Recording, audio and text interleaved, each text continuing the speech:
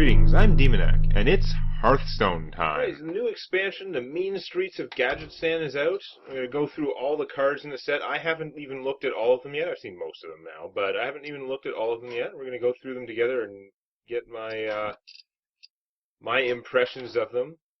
There are several new mechanics in this set. First off, it's a lot more common to have something that gives a lot of minions a bonus, like this 1 mana Druid card. I keep forgetting this is a Druid card. For some reason, it feels like a rogue card to me. I don't know why. It's thematically, like ability-wise, it's more of a Druid card. But yeah, this is just 1 mana. Give all your minions in play +1/+1. That's an intro. It's a perfectly solid card. I don't know how good it actually is in practice, because it's not that big an effect for a card. When you have like a minion that is doing something like that, you're getting a minion in a card as well. Now this is very cheap. It's a very inexpensive card. It's the kind of thing they wouldn't have wanted to make before they fixed the treants. You know, remember the old charged treants of Doom? And if you don't, they were charged treants of Doom, and this would have been a little rough with them, but yeah. But anyway, so there are a few new mechanics. One of the mechanics that the Druid has is Jade Golems. So there are a whole bunch of cards now that summon a Jade Golem. When a card says summon a Jade Golem, you notice it doesn't tell you how big is the Jade Golem. The first time you summon a Jade Golem in a game, it's a 1/1. The next time you summon one, it grows by 1. So the second one is going to be a 2/2. Third one is going to be a 3/3, etc. This can get sick pretty fast. Now, in most cases, there are only a limited number of cards in the whole game that can summon Jade Golems. You can get some pretty big Jade Golems, but in the course of a normal game, they're unlikely to get, I don't know what is actually a normal sort of amount, but I don't think you're normally going to be getting up to like 8 Jade Golems even. Summoning 8 Jade Golems in a game is a lot. It's doable, but normally that would involve getting most of the cards, because there aren't too many neutral cards that do it, and each class only has a few cards. This does let you break the limit on that. Because this one is either 1 mana, summon a Jade Golem. So again, if it's their first turn played, this would just give you a 1/1. But every time you summon one, you are making future Jade Golems bigger. This also has the choice to shuffle 3 copies of itself into your deck instead of that. So that now you could get, if you had all 3 of those in your hand, for 3 mana, you'd get a 1/1, a 2/2, and a 3/3. And of course, you're going to have other cards in your deck, so those are going to get bigger and bigger. So that can really snowball the Jade Golem thing and make it crazy in a way that other classes can't. But that's interesting. Really am not going to know what the implications of that are. But usually most of the cards that summon a Jade Golem are pretty sort of okay. Like the class cards, they tend to do about what you'd expect for 1 less mana. So you're paying kind of 1 extra mana as a premium. There's also a neutral minion, just skipping ahead slightly. Where is that guy? It costs 4, doesn't it? Of course it does, because I select 3. Yeah, the Jade Spirit, which I'll talk about that later. But it's a 2/3 for 4, which is terrible. And it summons a Jade Golem. So, I mean, by itself, it would be a 2/3 and a 1/1 for 4. I don't like getting that for 3 mana. That's crap. But the reason this is so weak is because it's assumed that you are playing with all those other Jade Golem cards. Whoops. What the hell am I doing? You're playing with all the other Jade Golem cards, so adding 1 more pair of cards in your deck that summons Jade Golems is actually potentially resulting in much bigger golems. You know, more and bigger golems as you go along. That's why that guy is so weak. Is to bat, because a lot of the other cards that do it are not as weak. Anyway, so we have, just skipping around randomly because we're on the Jade Golem theme, we have this, it's like Wild Growth, but it costs 3 mana instead of 2. You still get an empty mana crystal, and this way you also get a Jade Golem. Right? That's, again, it's like 1 mana more, you get a Jade Golem. But if turn 1 you play this, you get a Jade Golem. And then turn 2, you coin, we're just going to say, and play this. So you now have an extra mana crystal. You have made your coin permanent. And you have a 1/1 and a 2/2, which is still kind of crap. But as you go on and play more of these things, it starts to get less crap. So anyway, this guy here is a 3/3 for 3, and when you play him, if there's any friendly minion with 5 or more attack, then he goes up to a 5/5. 5/5 for 3 is pretty good. How much work do you have to do to have a minion with 5 attack? I mean, with Mark of Visage, not necessarily that hard. How are you going to get reliable? I don't know. But honestly, it's 3/3 for 3. There are a lot of 3/3 for 3s, 3/3s for 3 that exist that have a battle cry that gives them something contingent on another criteria. This is a criteria that doesn't require a lot of screwing around to get. So early in the game, he's probably just a 3/3 for 3. Later in the game, there's a reasonably good chance you could get him out as a 5/5 for 3. So, seems okay. Yeah. Pilfered Power here, that's that random thing you got cast in one of the games. Anyway, 3 mana, gain an empty mana crystal for each friendly minion. What? Okay, that could be crazy. I mean, this requires work. You have to have multiple minions alive. But if you have 2 minions alive on turn 3, you can get pretty good ramp out of this. If you somehow have 3 or 4 minions alive and you play this, say by turn 4, start of turn 4, you've been saving a copy of the Entangling Roots, or whatever that card is. You've been saving a copy of Roots in your hand, and you have 1 minion alive on the board, beginning of turn 4. That's not unreasonable. You didn't play that 1 mana card, and you have 1 minion that has survived to the beginning of your turn 4. You can spend that 1 mana, play the Roots as 2 1/1s, and then Pilfered Power and get 3 mana crystals. So next turn, so you had 4 plus 3, that's 7. Next turn, when you start your turn, you will have 8 mana crystals. So this could definitely work out to be tremendously powerful. How good is it in practice? I don't know. I'm sure people will try and make decks about that. This one is another interesting one. So 5 mana, you draw 2 cards. If any of those cards you draw are minions, they cost 2 less. So, I mean, you're probably not doing a whole ton this turn. Technically, you could get 2-cost minions and drop them for free, which I guess is not terrible. But, yeah, turn 5, if you do this, you draw 2 cards expensively. But you get... It kind of hurts the brain as to how well this actually works out in practice. Because you're spending a whole turn and 5 mana. It's costing you, even if you draw 2 minions, you're netting a loss of 1 mana. But you gained 1 card, right? This is a card, so net gain of 1 card. I don't know if this is that great. I mean, there might be combos with it and stuff like that. It seems kind of risky.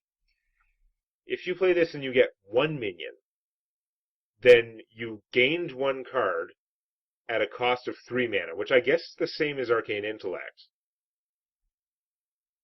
Okay, I guess it's not that bad, but if you drew no minions, it would be terrible. But honestly, that Paladins play a lot of that card. 5 mana, draw 2 cards, cost 1 less for each minion that died this turn. Since it only counts minions that die on your turn, it's usually costing you 3 or 4 anyway. I don't know. Alright, Vermin Sensei. I think there's a Sensei for every color that gives a minion a bonus as a battle cry with some kind of criteria. This is a 4/5 for 5. Give a friendly beast +2/+2. Well, that's a pretty easy criteria. That's some okay stats. And Suspicious Bunny Samurai. But anyway, so, okay. 4/5 for 5. Give a friendly minion +2/+2. I mean, it's giving you a lot of stats for the price. You just have to have a beast out there, and then that beast could then attack right away if it was in play. So, okay. That's a fine card. I don't know if it's that exciting. Jade Behemoth, another Druid Jade card.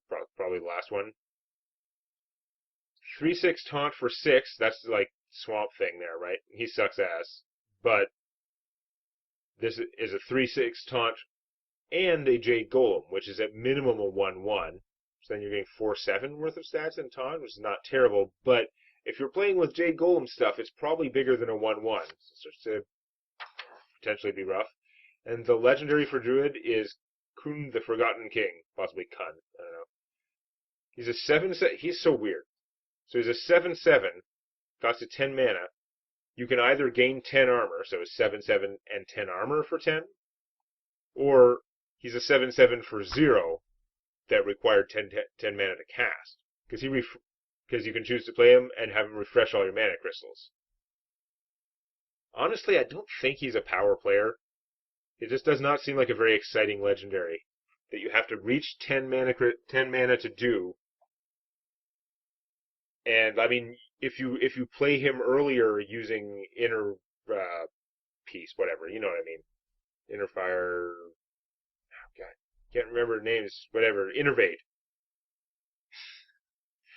If you innervate to get him out earlier, you're not really getting that much more. That you could innervate to get him out earlier and then refresh your mana. And I guess at that point, getting a 7/7 is kind of cool. Or you could get a 7/7 and 10 armor, turn 8, whatever, 2 innervates. You'd have to have both of them and your legendary in your hand for it to get a turn 6 7/7 for free. It's not really free if it costed 2 innervates. Or 7/7 and 10 armor. He's not very exciting to me. Okay, over here in Hunter, you have the Alley Cat, which summons 2 cute 1/1 beasts for 1 mana. And it's hard to complain about that. It's their counterparts to these stupid ass village people from the Warlock. It's a 1/1 with Death Rattle, summon a 1/1, and neither of them have a type. This, you don't get to do Death Rattle shenanigans, but you just get your 2 1/1s right away, and they're both beasts. Seems better to me. Okay, so here's another mechanic that you're going to see a lot of in this set, and that is giving creatures in your hand, and possibly even in your deck, bonuses before you play them. So this is pretty simple. You pay 1 mana. I think this is an excellent card. I think this is a really good turn 1. I don't like a lot of 1 mana minions, but turn 1, you play this, it gives a random beast in your hand, +2/+2. So you do have to have a beast in your hand, but say you have a frog in your hand. He's a 3/2, Death Rattle, deal 1 damage, whatever. 3/2 for 2. You play this first turn, and it hits the frog. Then second turn, you play that frog for 2 mana, and you've got a 4/5 lying around. That's already kind of sick. You do this with just like a Croc, the 2/3 beast for 2, would be a 4/5. On turn 2, that's pretty rough. It did cost you 2 cards, but I'd say this is very good. The only thing it requires is that you have a beast. So play lots of beasts. It'll be awesome. And don't play it when you don't have a beast. It is random, so it can hit the wrong one. It might not hit the one you want to cast right away. It might hit something bigger. But all right, Hidden Cat. Oh, this is a secret. I hadn't seen this one. After your opponent plays a minion, give a random minion in your hand. Doesn't have to be beast. So any minion in your hand, +2/+2. That also seems pretty decent. It being a secret is good, even though you don't have as much control over it. That's pretty cool. Krog Beast Ranger, 3/2 for 2. Battlecry, give a random beast in your hand, +1/+1. That's a lot of stats. I mean, they already have ways to do that. I mean, you could play the Big Bad Wolf and get the same kind of number of stats in a different way, but that's pretty damn good. And then one of the other things you'll see is there are a whole bunch of minions that have abilities based on their size, and you look at them and they're not very big, but they have abilities based on their size because there's so many different ways to buff minions, including in your hand. Like this guy's got a Death Rattle, but there are a bunch of things that might have a Battle Cry based on what their attack is, and those will be impacted by stuff like Smuggler's Crate. But anyway, so say first turn you Smuggler's Crate gives your Rat Pack +2/+2. Second turn you play Hidden Cache. Your opponent plays a minion. Also gives your Rat Pack +2/+2. Now, turn 3, you play this. It'd be a 6/6. And this guy's got Death Rattle. Summon a number of 1/1 rats equal to his attack. Now, because it's a Death Rattle, you can buff him in other ways, too. It also means your opponent has a chance to silence him, which would be really worthwhile if he came out that big. Even if you don't have him buffed in any other way, he's a 2/2 for 3. And when he dies, you get 2 1/1s. That's not that bad. So if you're doing anything to buff this guy, he seems pretty strong. If anything, you're going to run out of space. Okay. Shaky Zip Gunner, he's a 3/3 for 3, and when he dies, give a random minion in your hand, +2/+2. Again, that's a lot of stats value. You gotta make sure you got minions in your hands to receive these. And then here on the other end, the Dispatch Kodo. He's a 2/4 beast for 4. That's terrible. Battlecry, deal damage equal to this minion's attack. Okay, suddenly he's not so terrible. Now, he's a 4/4, sorry, he's a 2/4 for 4 mana who deals 2 damage when he comes into play. With the beast keyword, I would probably play that anyway. That's fine. Is it exciting on its own? No. But when you combo that with the fact that you could be buffing him while he's in your hand, so he could come out, again, he could have like +4/+4, he could come out and do 6 damage for 4 mana. Again, you spent other stuff to do this, you had your Zip Gunner die or whatever, but this is a pretty powerful card in this environment, whereas I think it would have been solid anyway. Again, you compare him to that guy, that dwarf I hate, right? He's a 4/2 for 5, deal 2 damage to a target when he comes into play. I would much rather have a 2/4 for 4, who deals 2 damage when he comes into play. Plus, it's a beast instead of being a dwarf with no keywords. And then this guy can actually do a lot more damage and actually be amazing. So he seems very strong. Hunter Legend is Knuckles, who, despite he's another one that, again, they're intending him to get buffs from other things first. So he's a 3/7 for 5. Whenever he attacks a minion, he hits the enemy hero at the same time.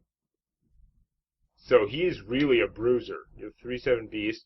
Say he got 1 buff, so he's +2/+2. He's a 5/7 for 5, and then when he kills an enemy minion, he does 5 to the player. You could get some value out of that. Is he the best legend ever? I don't know, but I think you could get some value out of him. Being able to kill things and trample through to the enemy player is pretty valuable for maintaining board control and killing your opponent at the same time. And they also, of course, have, why wouldn't you have a Piranha Launcher? It's a 2/4 weapon for 5, and every time you attack, you get a 1/1 Piranha. I mean, I guess it gives you a lot of stuff. It's got a lot of uses, but that seems kind of over, I don't necessarily mean it's overpriced in the sense that it should honestly be cheaper. If it cost less than 4, it would be super broken, right? And they probably did testing and found that I would be willing to bet that whoever designed this, designed it hoping it could cost 4 mana, and then they probably tested it and found out, no, it's too strong at 4 mana, it's going to have to be 5. But, I don't know if I'm that excited by it at 5 mana. I would probably take it in the arena, though. It's good to have weapons. And that's a lot of 1/1s. Mage cards. We have Freezing Potion. 0 mana, freeze an enemy. Why not? Perfectly solid card to print. I'm not excited by it, but I mean, you can combo that with Shatter. It's also there because there are some cards that can give you random potions. That is part of the reason they printed this card. So that there's a chance that your random potion is a freezing potion, which would sometimes be the greatest thing ever because it costs 0, and will other times be terrible because it's not a volcanic potion. Which I'm skipping ahead to, but 3 mana, deal 2 damage to all minions. This does hit your own stuff, which is not normally very magey. But on the other hand, 3 mana to deal 2 damage to all minions, that's pretty efficient for killing stuff. So, I think that's a pretty good card. Also, a potion. Anyway, alright, this guy. Remember that guy, the 4/3, like Dalaran Mage or whatever he is, 4/3 for 3, and when you play him, the next secret you play in the same turn costs 0, and how people would try and play him and then be like, nah, this sucks. Even in a secret deck, it's just, he's too expensive. He costs as much as the secret anyway. It doesn't work out well. This guy is the answer to that. This guy is what that guy wishes he was. 2/1 for 1 is okay. You play it first turn, whatever. But he lets you play your next secret in the same turn for 0. So if you have a secret in hand, you get a 2/1 and a secret for 1 mana, which is amazing. And of course, late in the game, he's still not that terrible. If you have a secret in your hand, you can play it for cheaper with him. You might have not played it because you needed your mana for other things. He gets it out. Or, 2/1 for 1, fine. But that's a pretty damn good 1-drop. outplay that for sure. Manic Soulcasters, 3/4 for 3, we like that. Battlecry, choose a friendly minion and shuffle a copy of that minion into your deck. I'm assuming it's shuffle like an unmodified copy of the minion into your deck. I'm assuming it's not doing the weird like counting stats stuff. I don't think they have any stuff that works like that. That like would shuffle a minion into your deck and keep its traits from what it had in play. Still, it's interesting. 3/4 for 3 is solid, and he has that ability to shuffle to give you another copy of what you need most at the time in your deck, which you may or may not draw in time. I don't know. That's interesting, but it's a 3/4 for 3. It's perfectly fine. Draft it all the time in the arena. Potion of Polymorph is pretty cool. It's a secret that polymorphs. It costs 1 less mana than actual polymorph. It is a potion, you'll note, even though it's a secret, it's a potion, so you can get it randomly from things that give you random potions. And, yeah, I mean, I don't know why. Maybe in play I'll find I don't like this as much, but I don't like Snipe. I find Snipe is a really weird place, right? I mean, Hunter Secrets are cheaper. And Snipe deals 4 damage to a minion when it comes into play. So, if it's a small minion, it'll kill it. If it's a big minion, it'll soften it up. It seems kind of like overkill on a lot of small minions. And I like this so much better, because for this, so compare the two. If your opponent plays a huge minion, this will reduce it to a 1/1 no matter what. Snipe will do 4 damage to it. That might not be enough. It might come out as an 8/4 instead of an 8/8. And is that really enough for your secret? If the opponent plays a small minion, like a 2/1 with some special ability, Snipe will kill it. This will give them the 1/1, so they hardly lost anything, except this transforms them so they lose their special abilities. And that's a big difference with the mid-range to larger things. Your opponent is getting their special abilities on their minion, even if it takes damage from Snipe, as long as it survives. With this, they're always losing those. They're losing any death rattles, always. I think if you snipe something with the death rattle goes off. I'm assuming that Battlecry takes priority over this, but maybe not. I think it does. I think you get your Battlecry first. Like minions that have a Battlecry that changes their size, that gets copied by the other thing. So yeah, that's just got to go off afterwards, but I don't know. I like it. I like what it adds to your arsenal of things. Although, interestingly, they get around this the exact same way they get around the Mirror Entity. Play your worst minion. If your opponent Mage has a secret out, you try and play your worst minion first, which still messes with their heads. So, that's fine. You have Cryomancer for a 5/5 for 5, which is, okay. And if there's anything frozen on the other side, it comes in as a 7/7 for 5. So, she's already a decent size. +2 like 7/7 for 5 is definitely better than a 5/5 for 5. But is it that huge difference? Not necessarily. On the other hand, it shouldn't be that hard a criteria to make. I don't know. Cabal Crystal Runner, 5/5 for 6. She costs 2 less for each secret that you've played this game. This one is strong, right? Because first turn, Goblin Lackey, play a secret for free. If you never play another secret, she's a 5/5 for 4. Whenever she happens, because this is per game. She doesn't have to be in your hand at the time. If you play this guy in a secret, and then you get one other secret, now she's a 5/5 for 2. So again, only takes one secret to get her down to 5/5 for 4, and potentially she can go cheaper. I think that's very good. Greater Arcane Missiles! For 7 mana, you get 3 random missiles that deal 3 damage each. That can be a fair amount of damage.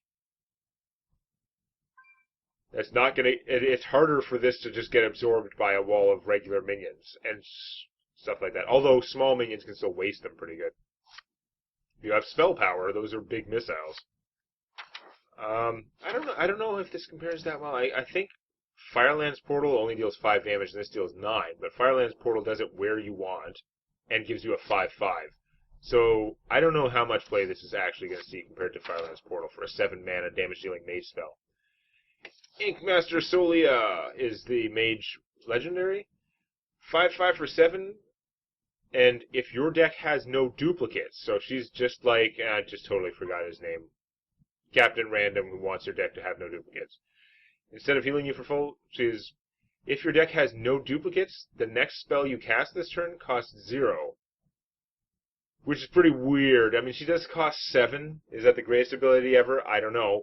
But, if your deck has no duplicates, you know that to be true, right? Now, you could play games and you could have some duplicates and just hope that you were able to get out one of your copies of one of those key cards to make it work. But, so there is some gambling that could be involved.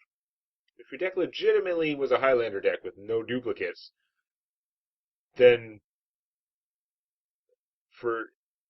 you get a 5/5 for 7, and then immediately cast another card for free, which could be a Firelands Portal or a 10-cost legendary or something. So that could be very strong, although obviously having only one copy of everything in your deck is a pretty significant drawback. This is a theme. There are 3 factions in the expansion, and one of the factions is mages, priests, and warlocks. I think each of their legendaries has this theme that's like of your deck having no duplicates. So we're going to see that as we go ahead. Paladin. Paladin's a different faction. It's Paladins, Warriors, and I don't remember. Maybe Rogues. Whatever. Factions. So let's see. Paladin stuff. There's the Getaway Kodo. Secret, when a friendly minion dies, return it to your hand. That's pretty cool.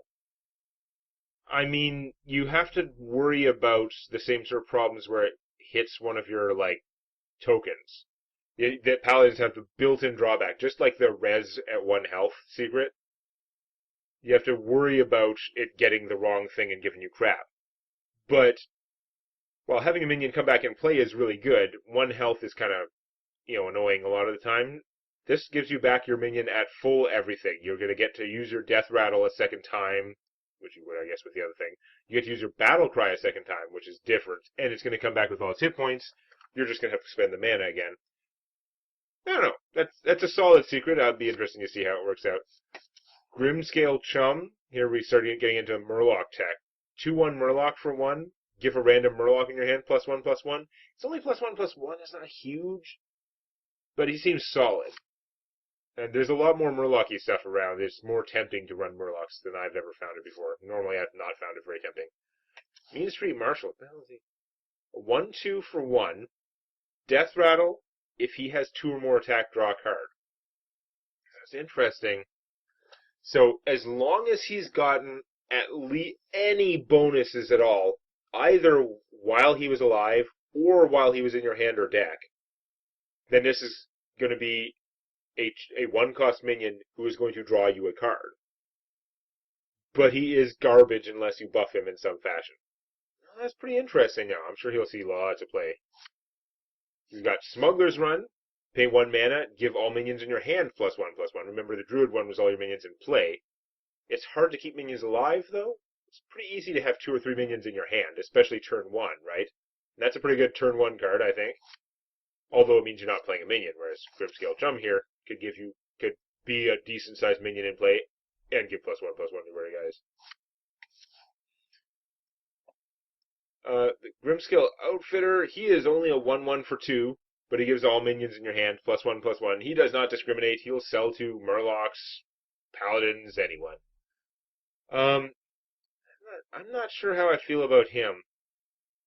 All these little +1/+1s are not as good as the like +2/+2s that the hunter is handing out. Those those +2/+2s are chunky. These little +1/+1s are like, coming here and there. So yes, this guy doesn't discriminate, but he's kind of crap when he's in play. I don't know. I don't like him as much as as the hunter guys in general. Small-time Recruits. For 3 mana, you just draw 3 1-cost minions from your deck. It's a weird-ass card. I mean, it definitely favors Murlocs, I guess. Because this is giving you 3 cards for the price of 1. You get to use their battle cries or whatever, but you still have to pay for them eventually. And it is only drawing you small time. I guess, no, you know what? This is good. I know what the issue is. This helps thin your deck. So it lets you play with more 1-cost minions than you normally would. Because remember, I hate 1-cost minions. You know why I hate 1-cost minions? It's not because I don't want to have a good first turn play, or a little bit of spice I can throw in when I have an extra mana on turn 3 or 5 or something. It's because you don't want to draw your 1-cost minions on turn 7. If you're sitting there on turn 9 and you have no cards in your hand, or 1 card in your hand, you don't want to draw a 1-cost minion. He is not going to save your butt the way you need it to. This lets you thin out your decks. This lets you play with 6 or 8 1-cost cards in your deck, like 1-cost minions. And then if you have a couple copies of this, you are spending time doing it, but you are sucking all those guys out of your deck so that later in the game there's much less chance that you draw them. But you still got the benefit of having them, actually. It's just that you had to pay an extra 3 mana at this one point. So I don't know exactly how it works out, but I understand the point of it now after thinking about it for like a few seconds. I'd seen it before. I was like, this doesn't seem good. But no, the fact that it lets you play with more 1-cost minions with less of the drawback of having 1-cost minions is interesting. And he's a 1-cost minion, and he's like solid as hell. Especially you could try and set this up where you try and draw your Mean Street Marshals and stuff, and then do a Smuggler's run. Now they're all going to draw you cards. You can empty out your deck in no time and kill yourself with fatigue. This is their legendary. There are a number of cheap legendaries in this set. A lot of legendaries that cost 4 or less, and I love that. I want to see more legendary minions that don't cost as much. It works really well for them because of the theme they have of buffing the minions. So you can have stuff like this guy where part of what makes him of legendary worth is the idea that if you buff him up more, you will get more value out of him. So he's a 2/2 for 3 with Taunt and Divine Shield, which honestly is okay. 3 mana for a 2/2 Divine Shield Taunt is not terrible. That thing is going to block twice, maybe. It doesn't cost your opponent, if they're only doing 2 damage, it doesn't cost your opponent too much to take them out with a Rogue Dagger or Druid Kung Fu, but yeah, it's there. But any damage he deals also heals your hero.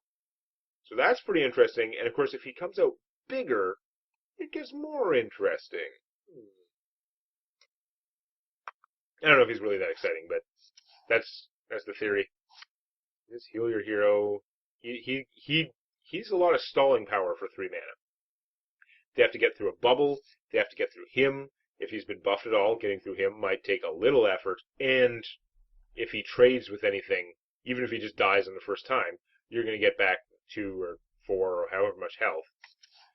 Grime Street Enforcer. 4/4 for 5. At the end of your turn, give all minions in your hand +1/+1. Now we're getting interesting, right? Because he's going to go off the first turn. Now, by this stage of the game, you probably don't have as many minions in your hand, so it's less overpowered to be doing that. But he's going to come out, and at least once he's going to go off. Give 1 or 2 minions that are in your hand by that point, +1/+1. And then, potentially, like, your opponent is going to want to get rid of him, because you don't want him sitting around giving more buffs. Although, at the end of turn...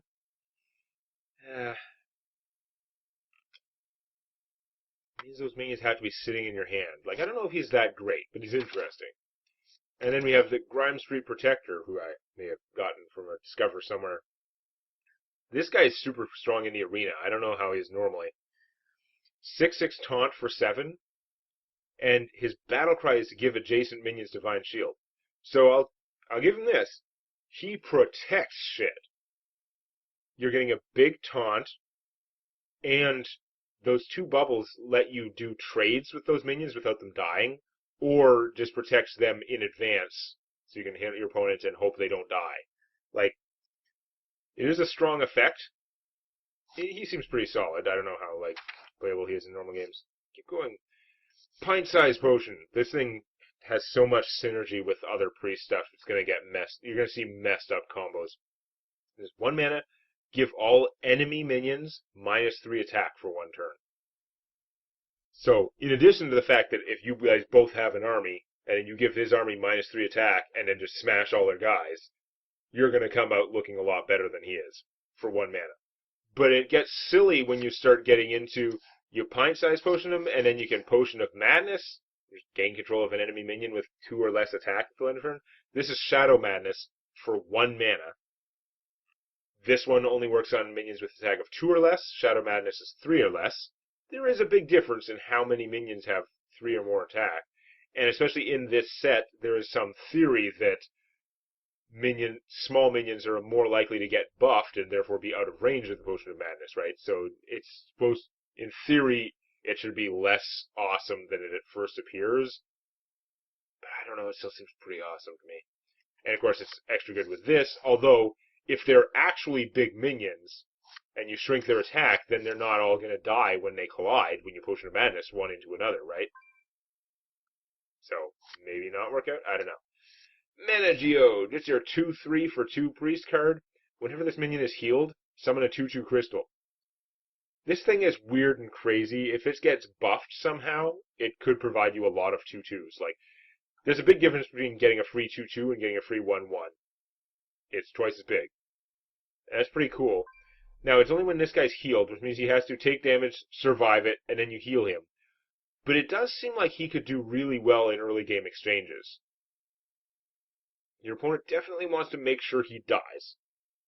Because they don't want you to, like, power word shield him, hit their minion, kill their minion, and then heal this guy. And then he's back full and has an extra 2/2 buddy. Could be rough. He goes well with Cabal Talon Priest, who is your 3/4 for 3. Thumbs up. Demoniac approved. But Battle Cry, give a friendly minion +3 health. So he's just like those stupid acolytes that were also pretty good, except that instead of a death rattle, which is random, he's got a Battle Cry, which you can use on the target of your choice and immediately. So they both suck if you're playing them on their own. Actually, they don't, because they're a 3/4 for 3, which is awesome. So they're both okay if you play them on their own. The Acolyte had the advantage that you could play it in advance, and in the hope that if it doesn't die, you can get out something else and then trade it and get that buff. On the other hand, this guy, if you have another minion alive, you can buff that minion with 3 health, and then immediately attack with that other minion to, get a trade or something. It will work out tremendously better for you now that you have +3 health. These guys are very good. Greater Healing Potion. You restore 12 health for 4 mana.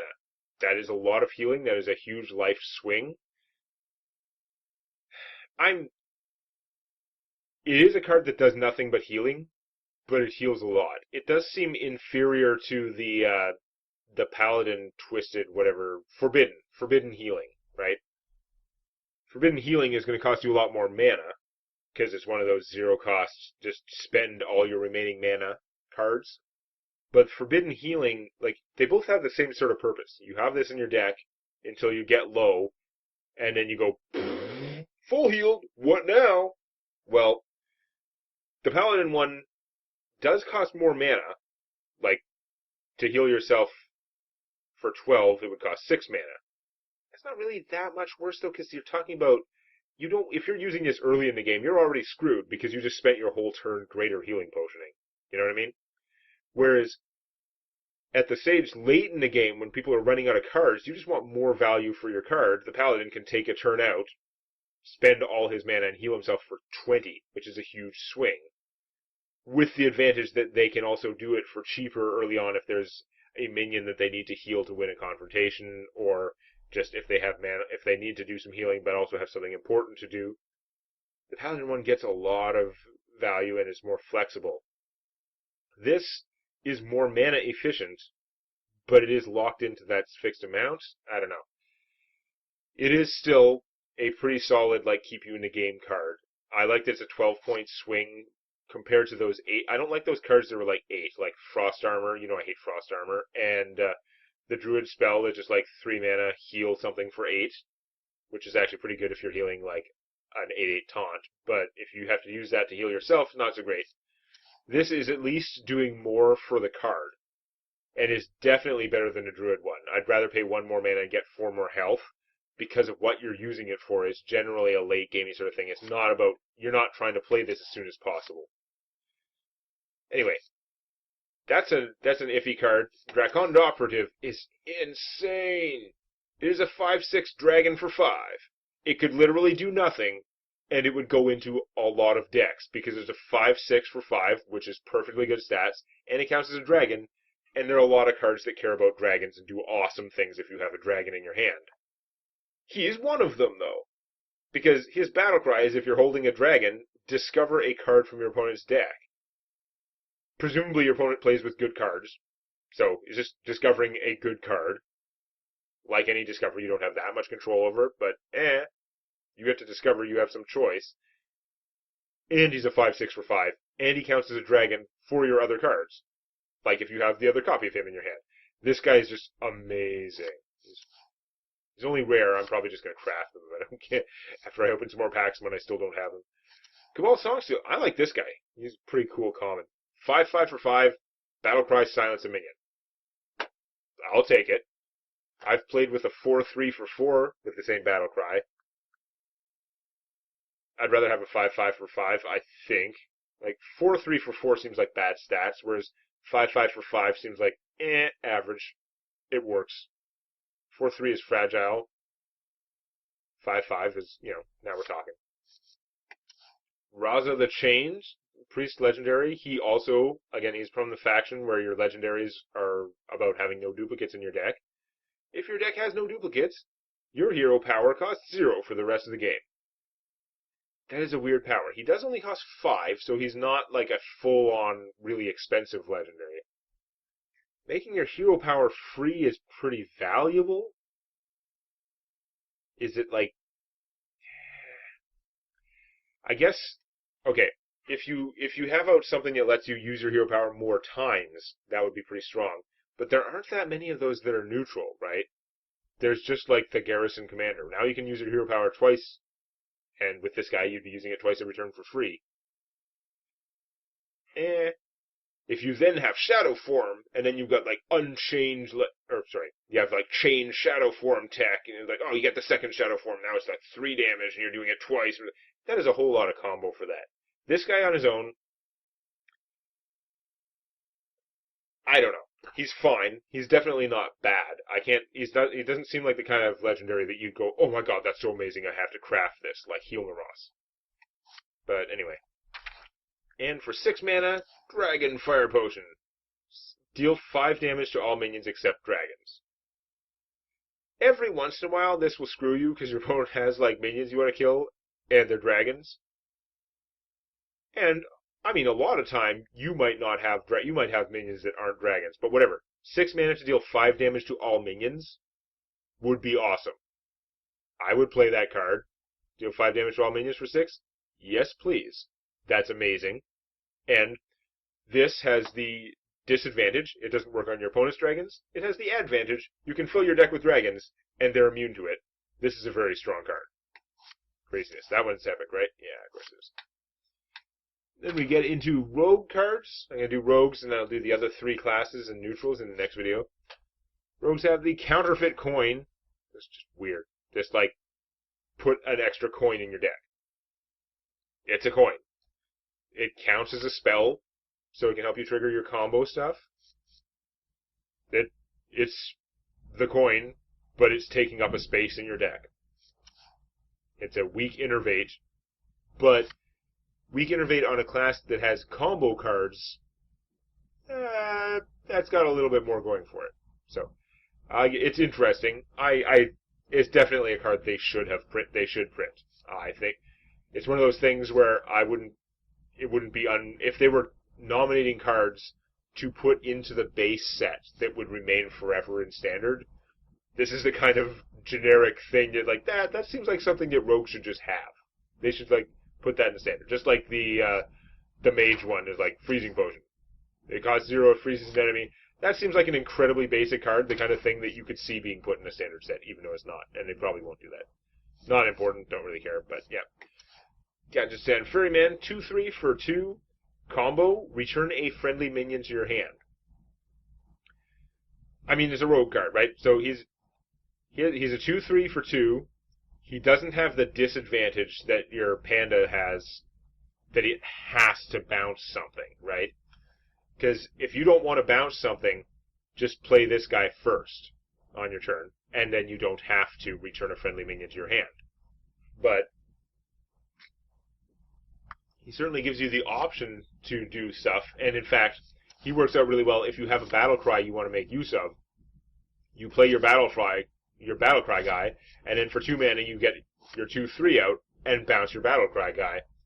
In fact, if you have enough mana, you could then play the battle cry guy a second time for an additional battle cry. Okay, so this guy is definitely useful and cool. I'm not super excited by him, but he will see lots of play, I have no doubt. Again, 2/3 for 2, with no drawback if you're playing him turn 2. Pretty solid. So, rogues are one of the Jade Golem class. Okay, so it's rogues, druids, and shamans that have the Jade Golem stuff? Is it? No. Who the hell has all the Jade? God damn it. Jade. Yeah, shamans, rogues, and druids. Okay, they're the faction that has the Jade stuff. So, anyway, now that I'm back up to speed. So here's one of their Jade Golem cards. It's 2 mana, deal 2 damage. So it's like Eviscerate, kind of. Except the combo on this, instead of being do more damage, is summon a Jade Golem. So Eviscerate, you can do 2 damage. Combo, it does 4 instead. This is deal 2 damage. Combo, you get a 1/1 or a bigger than 1/1 if you can play a bunch more Jade Golem cards. Then we have this guy is a 1/1 for 2, stealth, which is kind of interesting. And then when he dies, he summons a Jade Golem. So the longer he stays alive, if you play other Jade Golem cards, the bigger it will be. Which, I don't know, not tremendously valuable, but whatever. He's another way to get Jade Golems. He's not too bad for the cost when you figure in that there's going to be at least a 1/1 out of the deal.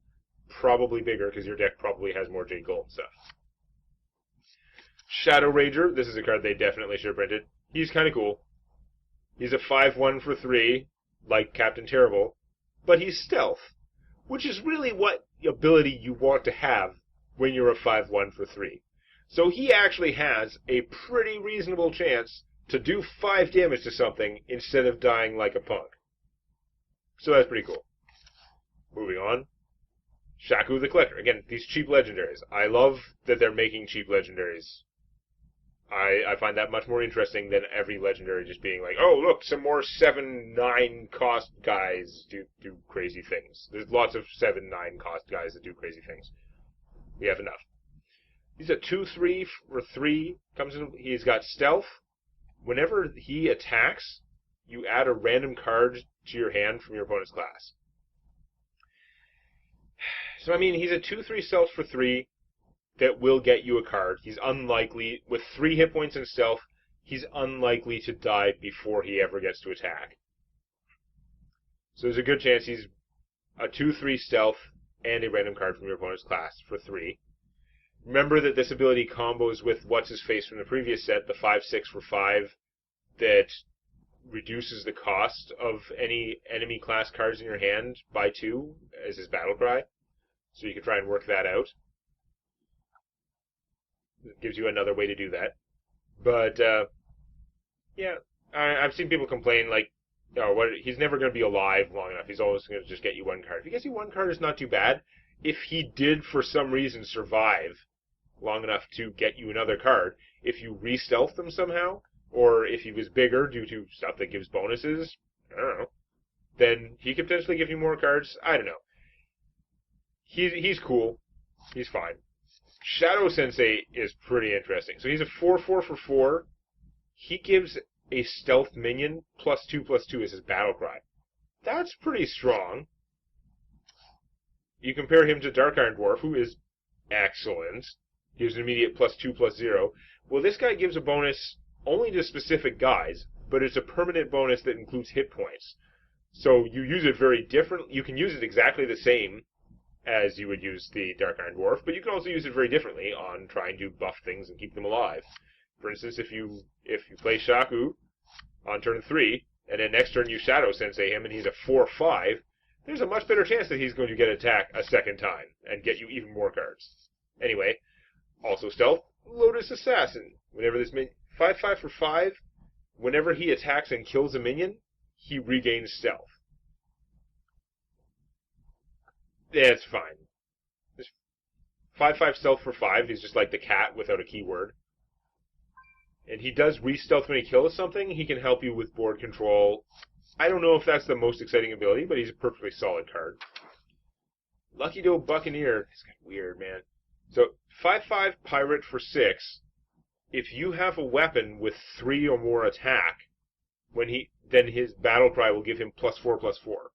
So, you just have to arrange that you have a 3 attack weapon, which you can do easily as a rogue with either dagger plus poison, or you could play the 5 cost, like, Assassin's Blade thing, which is kind of expensive, but you could go turn 5, Assassin's Blade, hit something for 3. Turn 6, get a 9/9 Pirate for 6 mana. I don't, like, his bonus is big. I don't know if a 9/9 for 6 is worth that amount of effort. Remember, the neutral dragon guy that gets the bonus if your opponent is low. Getting your opponent down to 15 can be sort of hard to achieve, but that guy's a 6/6 for 6 if he doesn't get it. If this guy's battlecry doesn't connect, he's only a 5/5 for 6. That's kind of iffier. If he was a 6/6, and then his bonus was +3/+3, I would say he was a very good card, or a pretty good card anyway. At this point, I think he's a little bit iffy. And we'll get into exciting Shaman cards and go through all the neutrals in the new expansion, Mean Streets of Gadgetstan, next time. If you found that useful or entertaining, or if you enjoy cookies, hit the like button. And don't forget to subscribe to Demonac Games for more Hearthstone Arena and other gaming videos.